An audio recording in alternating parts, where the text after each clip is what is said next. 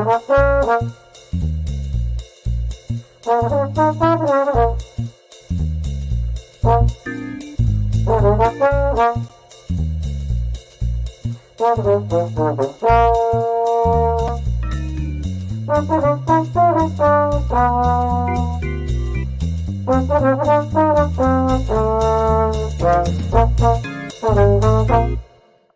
and welcome to, Hey, we like your pod. and we're going to tell you why. Hi, it's Dawn here, and I'm joined as always by my trusted partner, Matt Pickett. How you doing, Matt? What's new? Doing great. Last week was the spring break for the kids at UC. I maybe mentioned that last week. I can't remember. So it was like super low key. And now coming back out of that, there's this great energy. The students being back on campus, and then next week my own kids have spring break at their school, so they're excited about that. There's just like a lot of like crackling excitement in the air right now. And add to that the fact that I'm wearing my new jersey that I just got. I've got a new Aaron Jones jersey. It was on clearance, and they had a what's it called, St. Patrick's Day sale as well. So I was like, I was gonna get an Aaron Jones jersey now that he's not on the team. So it arrived just before we went on air, and I'm happy to display my my love for Aaron Jones here tonight. How are you doing, Dawn? How nice. Well, yeah, spring is in the air. I was just taking a little stroll this afternoon, got home about an hour ago. And as I was walking on the pathway home, I was picking up some pine cones along the path for my garden. And I look up, and walking toward me, I should say waddling before, is it waddling or wobbling? Anyway, a pair of mallard ducks, a male and a female duck. I'm a city girl, so that normally scares me. Not because ducks are that scary, but ducks usually scare you, Dawn? Well, here's why. So, well, birds in general, I'm not a big bird fan. I like seeing them, but I don't want them super close to me. But we, at our grocery store up the street, Ralph's, there's a community across from it, and they have like these artificial ponds with waterfall. It's real pretty, but the mallards like live there. And then they waddle across the street, so everybody has to stop their cars and let the ducks cross.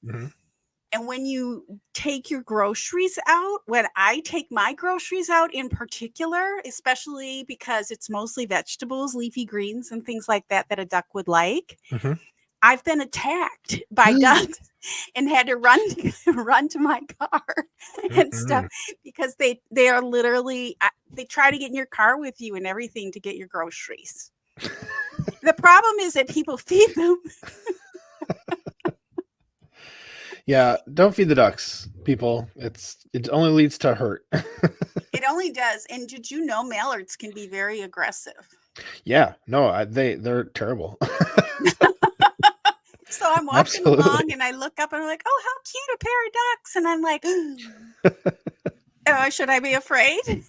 You should beware. That's called wildlife for a reason. I mean, it's like the fact that Tosh, hasn't actually eaten you is a testament to the fact that though she's a domesticated animal, it's still an animal, And I'm trying to say, I was trying to say a thing while I was doing a thing. My apologies. My point is, animals, you can't trust them. Can't trust your animals. They're up to no good. And ducks have no reason to not attack us. Put it that way. That's like the craziest thing I've ever said on this show before, Dawn. You know what? Right there. Animals have no reason not to attack us. What am I talking about? Anyhow. Last week we had, my neighbor called me, Dawn, there's a dog got bitten. The neighbor's dog was walking with the owner was walking with the dog, and a raccoon came toward them. And the guy was like, this raccoon is not turning around. Why is he coming toward us? He picks up his dog and runs away. And the raccoon, I shouldn't be laughing. The raccoon chased him up the stairs. They live over there in the apartments on the second floor. And bit the dog while he was fleeing. Yeah. And I was like, oh, that's a rabid raccoon. It has rabies. So we had a couple of days there where everyone was looking out for the raccoons, and then they're all gone now because I think the whole colony died. But that happens. I mean, even in the city. Especially in the city for raccoons. Yeah. They'll live anywhere. Yeah. Yeah, apartment buildings, because you have these little buildings with where you put your trash and stuff, so Mhm. it just attracts them. And yeah, but I have a domestic kitty, and did I tell you I got her a treadmill? No, what? Yeah, I have a little kitty treadmill for my cat now, and she's kind of, well, it's for both of us. It's one of those smaller ones. And Mhm. I was thinking about getting her the round kind, that they show for cats. They're basically round treadmills. But I was like, I don't want to spend $400 on this thing and have her not use it. Yeah, no, of course not. No. Cheap one is 400, and take up the floor space and all that, and she'll be like, "What's this?" So I got a regular treadmill, and she's taken an interest. So there will be videos. Oh, I hope so. I can't wait to see it. Anyway, yeah. So that was my wildlife encounter for the day. Wow. So Wait, I so real, didn't know. sorry, Oh, go I want, ahead. I want to talk about urban wildlife for just a quick second here. So when we lived in Chicago, there's an article that came out about a family of like what was it? Pumas or something living in the Loop in Chicago, the most downtowniest of like urban areas you can Wow. imagine. And Yeah. like the amount of wildlife that the like animal control people were aware of, like just in the Loop alone, was staggering. It was crazy. I think part of the problem is that people are they're cute when they're babies, and they're trying to Mm, domesticate these animals, and then yep. they let them go. We had one, we don't call them pumas out here. Pumas out here, we call them mountain lions, but they're the Mhm. same thing. Same And thing. Hmm. there was one right in the beach town next to us, out like at City Hall, and trying to get into a movie theater. And Hmm. it's really sad because it was obviously displaced in some way and ended up getting hit by a car and killed. Oh no. So, which is so sad. It's just trying to live. It's Just got to trying to eat. It's got live. to it's got to survive. So It had no idea how many people were watching all those video cams, rooting for him either. yeah. Mm. It's really sad, but yeah, and I remember the one in Chicago. When I was a little girl, I swear I had a dream that there was I didn't think it was a dream, but Mhm. they convinced me I was dreaming. But I still, to this day, I Uh-huh. believe Uh-huh. that a tiger got out of our zoo, and I saw the tiger in my neighbor's yard. Oh wow. Full on tiger. I'm gonna just I'm gonna believe that. I'm gonna choose to believe that because that's a great story.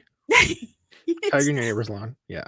I it's like it. it's I mean, it was like there and gone, but I'm sure it was a tiger from the zoo that wasn't that far away. Wow. And they do get loose now and then. Sure.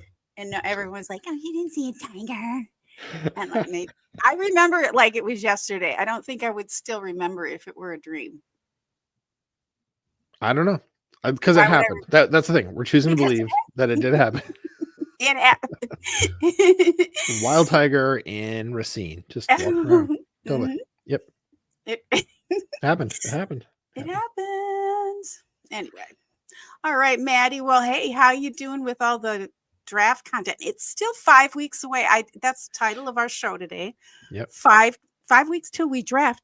And I was feeling like it was like 2 or 3 weeks for some It reason. It feels like seems it. like I know because it's been like so much. Yeah, that's. I was thinking about this earlier today, Don. I feel like, not to get too far ahead of myself, but my first superlative deals with that changing of the content into all draft and nothing else because, like, we're obviously right. past all the season retrospectives. We're even like past the first they say 2 waves of free agency, so nothing really exciting or sexy is happening in free agency right now. So now it's just like, well, I guess we're talking about the draft at this point, and that's what we're doing.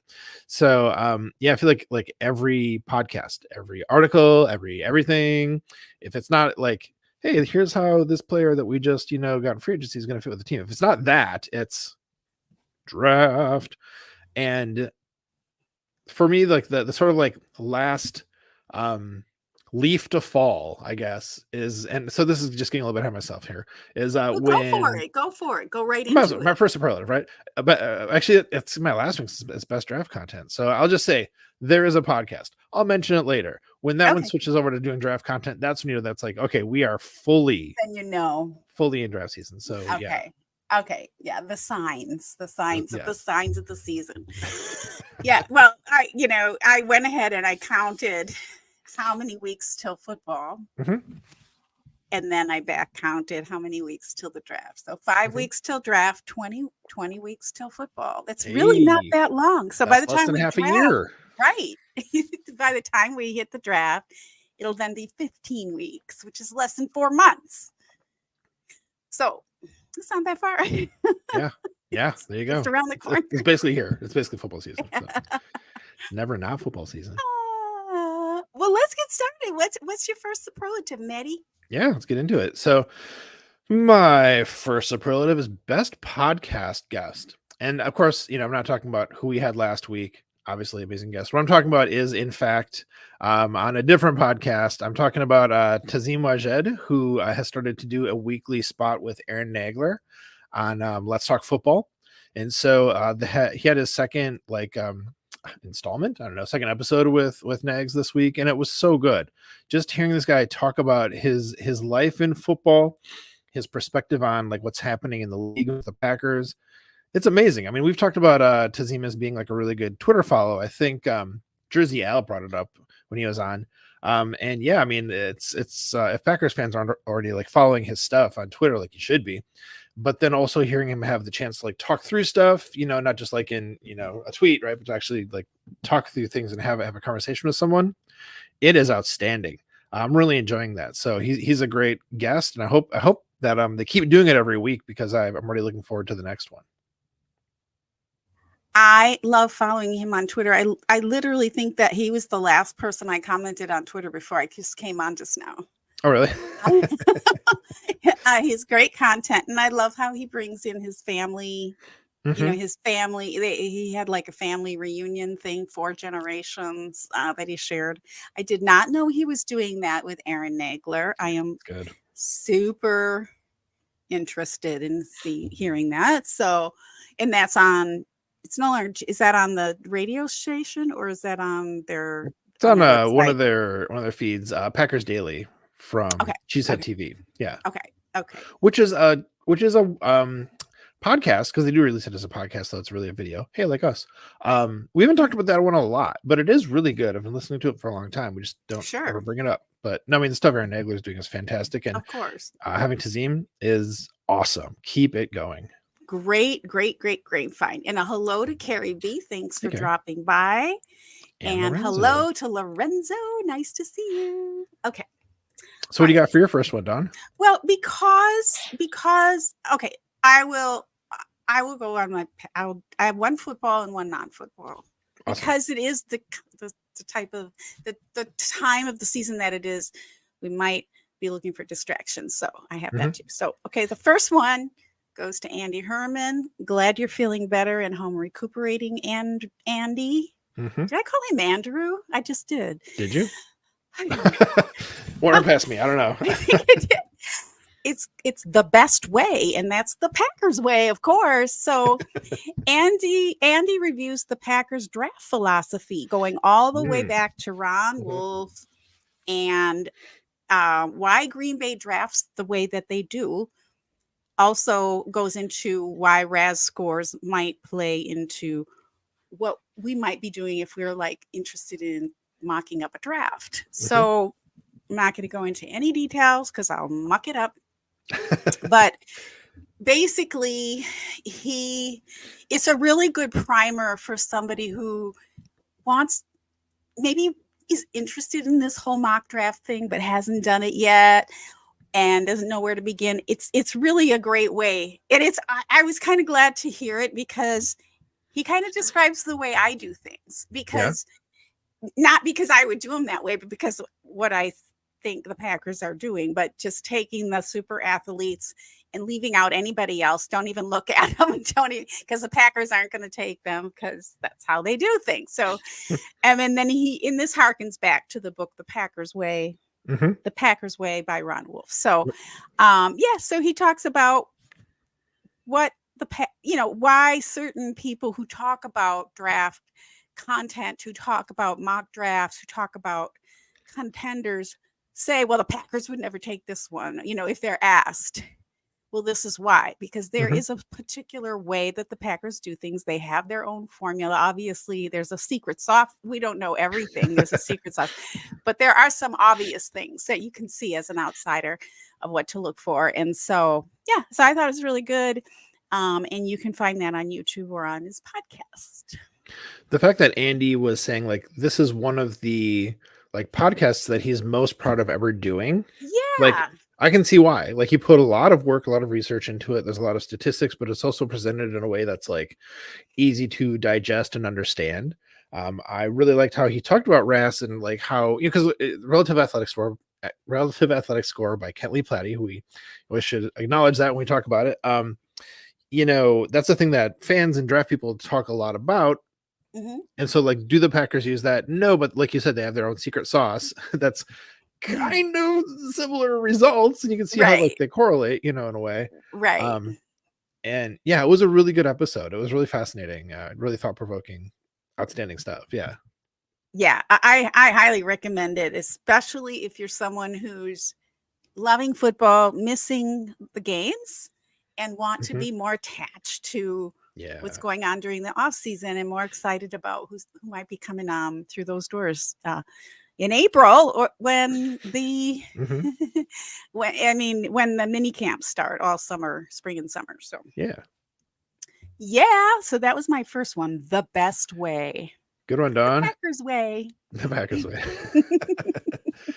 All right. Well, my second one tonight is from Dara Carragher, who is writing for Packer Report, does great work there. And, so the NFL, what are they called? Rules committee, competition committee, the people who decide the rules and amendments to the rules have been talking about a couple of like potential rules changes. One of them is a huge change in how kickoffs are done. But every time I've read about it, I've been like, what is this saying? If you go and try to read the language around it, it's completely confusing. So Dara wrote this great article for Packer Report. Will new kickoff rules help or hinder Keyshawn Nixon and the Packers? And I love that because like not only is he endeavoring to explain the rules in clear language, which he does very well. Having a hard time talking tonight, Don. So he does a great job explaining it, but then also puts it into the context of like, is this a good thing for our hero Keyshawn? Will that work out for him or against him? Like, what's that going to look like? Mhm. So yeah, great job explaining it. Great job contextualizing it, making it like, this is what Packers fans want to know. Typical W from our guy, Dara. Outstanding stuff. Oh, he's awesome. He's Amazing. awesome. Yeah. So in the end, just a cheat sheet, like quick answer. Did he say, will it help or hinder? Good question. It will probably help Keyshawn, but it will also help the rest of the league more. So it's kind of like it might raise his ceiling a little bit, but the rest of the league's floor will come up probably. Okay. So how will that look relative to other teams? TBD.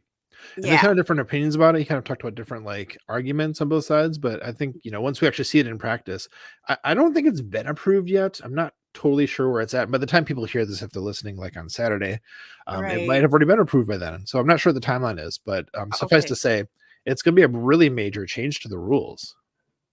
Will it help injuries? I think that's part of the idea.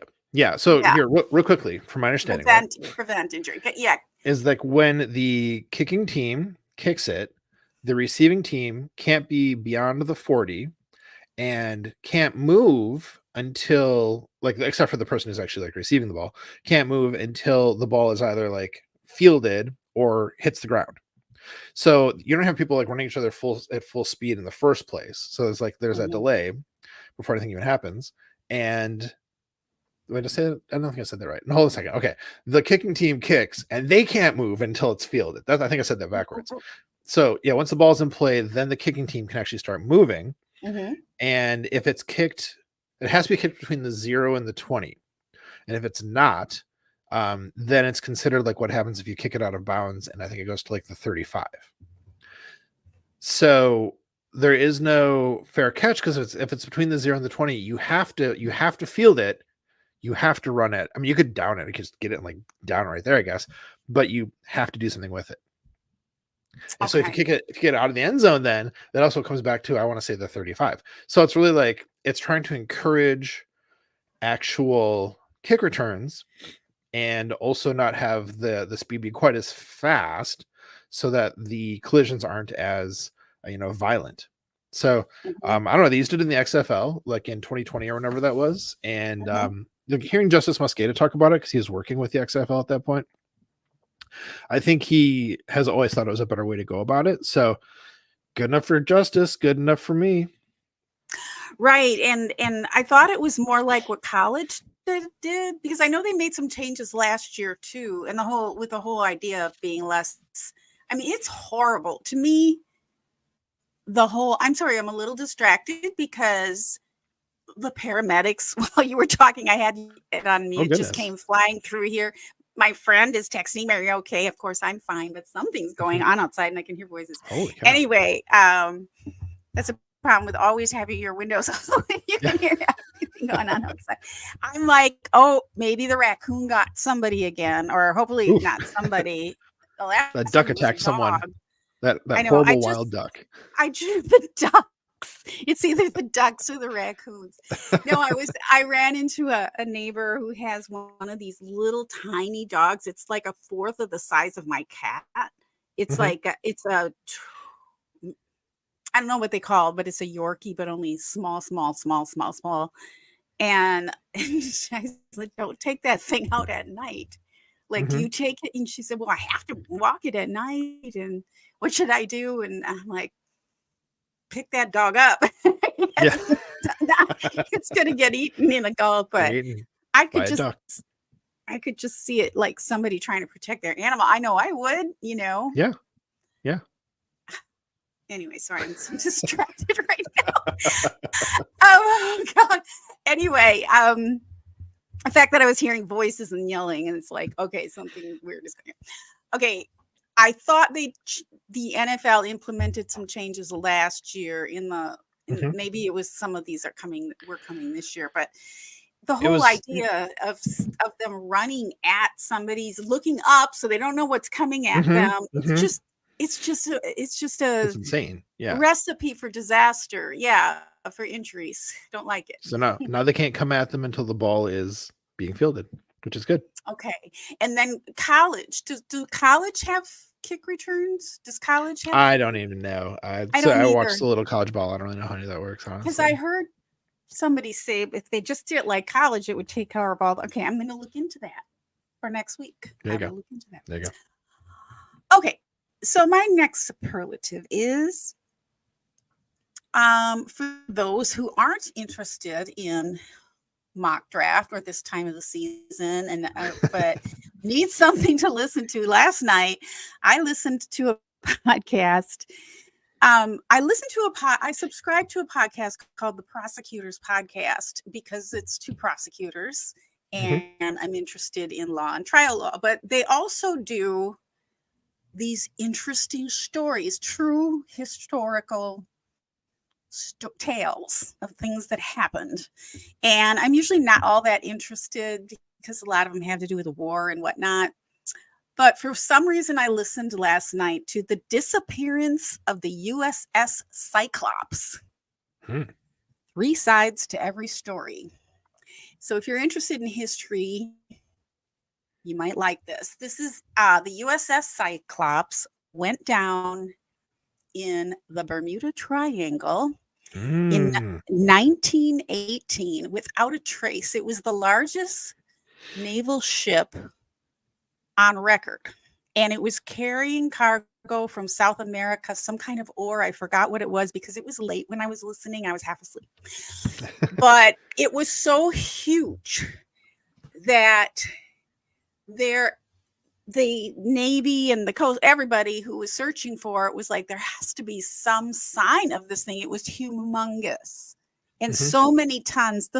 Just the cargo alone was like a jillion tons. Of course, it wasn't a jillion tons because a jillion is a number, but I don't remember the details. But it was huge, and there was no trace. There's still to this day are still searching for this thing, and of course they wanted to find it because of the technology and the secrets that it had in Mhm. 1918. That was World War I, and they were concerned of that the enemy would have not only taken it down, but maybe got it. Yeah.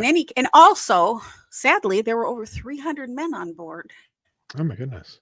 Yeah, so it was a big tragedy. Anyway, a very interesting story told by really good storytellers. I love these two prosecutors. They're great at what they do, and they're great at telling stories and narrating and that kind of thing. So that's my best and non-NFL content for you this week.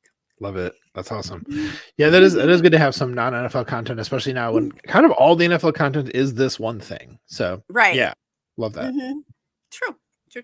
So you saved the best for last. Yeah. Also, real quickly, since as just a real talking, Don, talking. No talking Oh my tonight. goodness. A real quick throwaway one is that lately I've been actually watching on YouTube a lot of the Conan O'Brien Needs a Friend podcast episodes. Oh, So that's another one I'd recommend for people who are looking for other non-football stuff. okay. It's a podcast that Conan O'Brien started, after all of his TV shows were basically done. It's Yeah. super funny. It's him and like his assistant and like his producer, and they usually have a guest on. And Conan O'Brien's just hilarious. So Conan Yeah. needs a friend. It's good stuff. I love Okay. it. All right. So my last one, here we go. Now, of course, I was saying before, there is when John Meerdink starts talking about the draft, that is the last leaf to fall. That's how you know we are fully in draft season, because John with his very what do you want to say? Ponderous isn't the right word, but there's something adjacent to that doesn't sound as negative. His ponderous intellect, he'll Yes. take the time really to get into the details of a thing and really give like a thorough consideration to stuff as he's going. And so his review of like the end of the season, at the end of the season, over like each position and the coaches and the GM and everything like that, it takes weeks to get through, and then we had, of course, the free agency, so he takes his time talking about that stuff. So he needs more weeks than most, or takes more weeks than most podcasts do to kind of like spin around to the draft. So the fact that he started on draft stuff this week is like, all right, here we are. And of course he came in guns blazing, because I love the way he talks about the different draft prospects. He'll group them into like tier 1, 2, and 3. And so if I have this right, tier 1 people are folks who have like above a certain RAS, a certain level of production, and another thing. And what's the other thing? Is a third thing. If a player has all three of these things, they're a tier 1. If they have at least one or two of the things, I think it's at least the RAS and something else, then they are tier 2. And if they have at least just the RAS and nothing else, if they at least have like the athletic traits, then they're a tier 3. So he like groups, he'll go over like the top 250 big board consensus draft big board. I think he uses like Dame Brugler's or someone's. And then like goes just to the top 250, talks to all the people from like one position. So this week he did edge rushers, just talk about those folks first. And so I feel like that's a different perspective than we hear from a lot of content. It's a good way to kind of like compare them on more than just like one metric to understand them better. It's really a fun listen. And so he'll just do like one position group every week until the draft actually happens. So I feel like it adds a little more dimension in terms of the numbers. That is it's good context. I like it a lot. So highly recommend Blue 58, John Meerdink, his series on draft prospects that he's just started this week. He's our guy. He does everything. He's so well. Did he? So he started with edge rusher? Yep. Okay. All right. I'm really interested in our O-line mostly, because we need to make sure our quarterback can do what he has to do, like he did this year or this most recent year. So and our depth all left the building, so it's a little scary. Center, remember there were a lot of bloopers at center too. I don't know how much of them were the center or Jordan Love, because Jordan took responsibility for everything. Yeah, a lot of the season. Yeah, that was, well, it extended throughout a little bit, wasn't it? A little scary throughout the season. I could be wrong. I just remember being like a first half of the season thing that like definitely got better, but there was an alarming amount of so many things. Sure. Well, there's a lot of things wrong with the offense in the first half. That's true. And hey, Mona says, hey, Don and Matt, I hope your team wins the Super Bowl Oh, next year. Thank you. Hey, Mona. that's funny. Especially because she's a 49ers fan. That's really sweet. And she just said that she just ran into Conan, first Oh, name basis, at the Santa they're Monica pals. Promenade a few days ago. Oh, wow. How about that? That's really cool. Yeah. So, hey, Mona lives out here. Mhm. So that's awesome. Hey, Mona. Mona. Hey, Mona. I never know what to call her. Should I call her Mona? Or we go through Good this. question. Maybe Hey Mona. Hey Mona is her name. I don't know. There we Whenever time go. she pops up, it is like, hey Mona, what's up? You know, so I'm like, hey, what? Hey Mona. Exactly. It's so Mona. natural. Mona's here. I don't know if that's I might be wrong. Might be totally wrong. So there you go, Don. I love That's it. my superlatives for the week. It's a great superlatives. And by the way, this is Thank you. really the annoying time of year when it starts to get dark midway through our podcast. So then I'm sitting in the dark and I have to awkwardly go reach for the light because I don't know. I could have just turned it on in the first place, but I don't think of that because the sunlight is like Sure. blazing into my eyes. So, and Mona says Mona is fine. All right. Mona is fine. There you go. Oh, I love those superlatives, Maddie. Those are great. Thank you. I did not know Conan had a podcast. It's so good. It's so funny. There's so much good stuff out there to listen to, Yeah. watch. I'm trying to binge some of the things, catch up on some things that I can't do during the season too. I haven't even started yet, but I will eventually. So, well, any final thoughts before we bring her home? We're going to have a short night tonight. Yeah. Final thoughts. I would say just that, like you said, I mean, kind of, we both kind of said it in a way, like if you're not into draft stuff, we get that. It's not everybody's thing. Good time to get caught up on stuff or check out other non football things, you know, with your content, you know, consumption. And, but you know, if you're into the draft, there's a lot of great stuff out there. Like for instance, the work that Iowa Joe does and the stuff they're doing over at Ohana Packers Edition, you know, the website and the podcast are both excellent. Which reminds me, we need to get Mike Kawano on here sometime. That's right. He's on our list.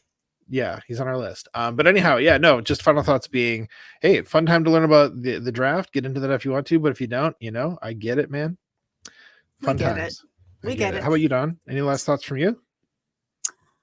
I was just trying to figure out. Okay, so speaking of, we've got 3 weeks till the draft, 5 weeks till the draft. Next week we have a special guest. Do you want to see who it is? Who is it? Danny in the snow. So excited. Yay, Danny. So we'll have a new guest next week that we've never had on before. So we're excited about that. Also, if you are looking for something content-wise that would enrich your mind as well as being somewhat entertaining, but also sociologically responsible, you might consider trial watching with me on one of my other one of my other shows on this very channel on YouTube. Yeah, last week we did a review of Alec Baldwin's interview with George Stephanopoulos, which was very controversial. It was done after the accidental shooting on the movie set Rust in South America, in New Mexico. Why did I almost say South America again? We're not all together today, but you know, we learn so much, and it's a great community. We learn about each other. That's where I know Mona from originally, but she also likes football, so she joins both shows. But yeah, that's an idea for you. Trial watching. If you're interested in true crime or trial watching, hit me up. It's always fun. Always fun. Oh, Joe, you wouldn't kick him in the knee. Joe is saying,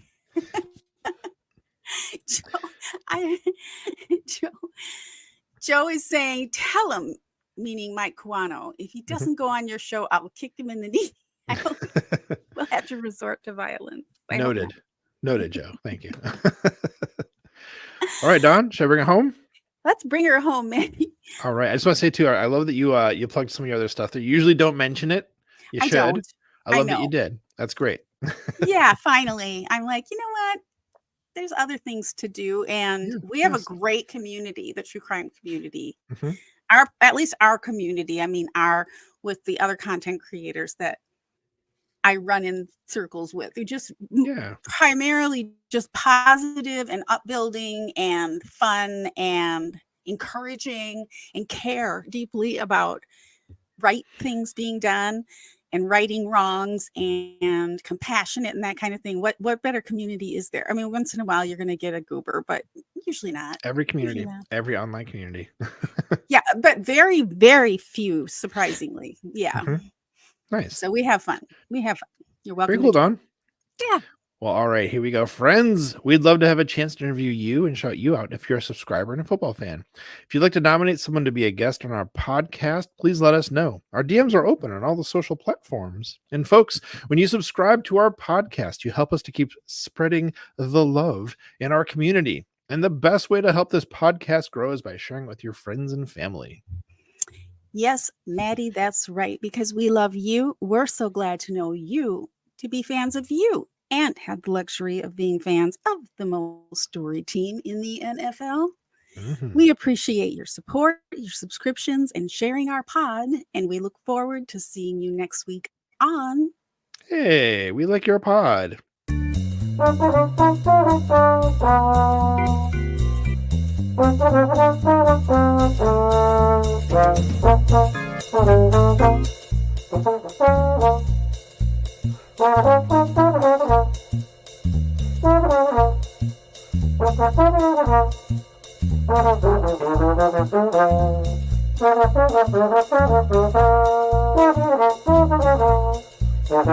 Football in general comes down to discipline and people owning their roles. And when you aren't disciplined or you go outside the